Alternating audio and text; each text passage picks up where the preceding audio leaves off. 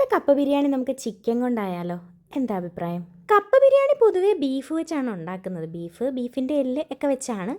അപ്പോൾ ഇന്ന് ഞാനൊരു വെറൈറ്റിക്ക് അങ്ങോട്ട് ചിക്കൻ വെച്ച് ചെയ്യാമെന്ന് വിചാരിച്ചു. ആദ്യം തന്നെ നമുക്ക് കപ്പ റെഡിയാക്കി എടുക്കാം അല്ലേ? ആദ്യത്തെ കപ്പ വെട്ടിയപ്പോൾ ഞാൻ ചെറുതായിട്ടൊന്ന് പേടിച്ചു കേട്ടോ. കാരണം കപ്പയ്ക്കകം ഫുള്ളും കേടായിരുന്നു. ഞാൻ ഓർത്തെല്ലാം പണി പാളിയോ എന്ന് വിചാരിച്ചു കേട്ടോ.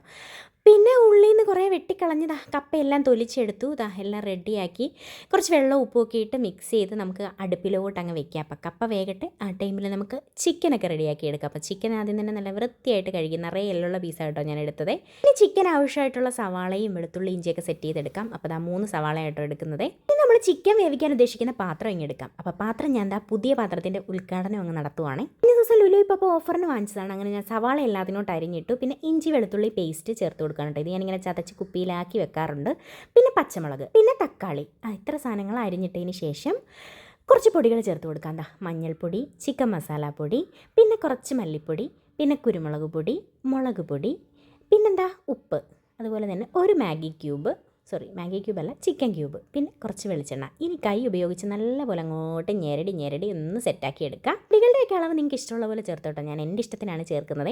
ഇനി നമ്മൾ കഴുകി വെച്ച ചിക്കൻ അതിലേക്ക് ഇട്ട് കൊടുക്കുക. നല്ലപോലെ മിക്സ് ചെയ്യുക. കുറച്ച് വെള്ളം ഒഴിക്കുക. നല്ലപോലെ മിക്സ് ചെയ്യുക. അടച്ച് വെച്ച് അടുപ്പിലോട്ടങ്ങ് വെക്കാം. ഹൈ ഫ്ലെയിമിലോട്ട് വെച്ചോ കേട്ടോ. നന്നായിട്ടൊന്ന് വേകട്ടെ. അപ്പോൾ കുറച്ച് തേങ്ങ എടുക്കാവേ. എന്നിട്ടൊരു ശകലം വെളിച്ചെണ്ണ ഒഴിച്ച് നല്ലപോലെ ഒന്ന് വറുത്തങ്ങോട്ട് മാറ്റി വെക്കാം. ആ സമയത്ത് നമ്മുടെ ഫസ്റ്റ് റൗണ്ട് ചിക്കൻ ഒന്ന് ഇളക്കാനുള്ള ടൈം ആയിട്ടുണ്ട്.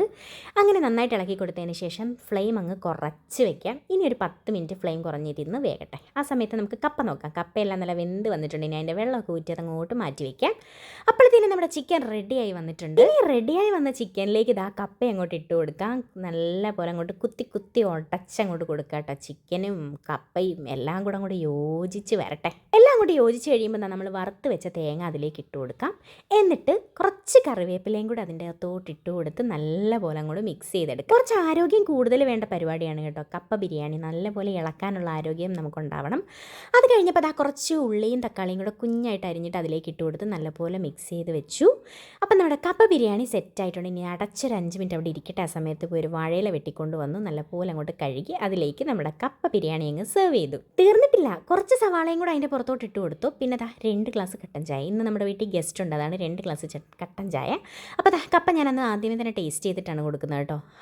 എന്തൊരു ടേസ്റ്റായിരുന്നു. ബീഫിനെ വെല്ലും കേട്ടോ. പൊളി ടേസ്റ്റായിരുന്നു. ചിക്കൻ ഇട്ടാൽ എന്താവും എന്നുള്ളൊരു ടെൻഷൻ ഉണ്ടെങ്കിലും അടിപൊളിയായിരുന്നു. അങ്ങനെ അവർക്കൊക്കെ കൊണ്ട് കൊടുത്തു. എല്ലാവരും നല്ല അഭിപ്രായം പറഞ്ഞു. അവരുടെയൊക്കെ വയറും നിറഞ്ഞു, എൻ്റെ മനസ്സും നിറഞ്ഞു. അപ്പോൾ ഓക്കെ, ബൈ.